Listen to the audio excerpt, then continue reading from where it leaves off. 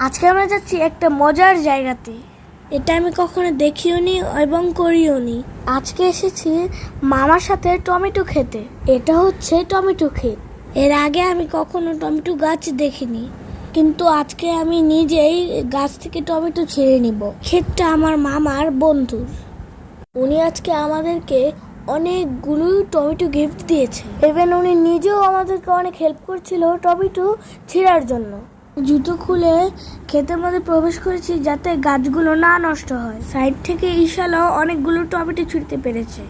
আমরা শুধু পাকা আর লাল টমেটোগুলো নিচ্ছিলাম, তো ঈশাল মাঝখান দিয়ে পাকা ছাড়াও টমেটো নিয়ে নিল। আমরা ব্যাগ ভর্তি করে টমেটো নিয়ে এসেছি।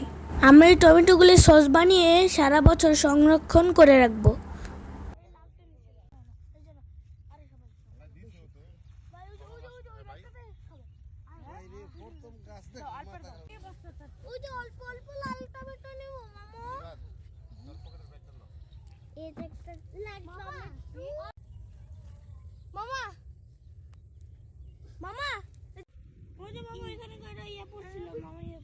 তোমরা ক্ষেত থেকে বের হয়ে যাও। ওই যে বড় বড় বড় চাচু এসেছে, সে বকা দিবে, বুঝতে পারছো?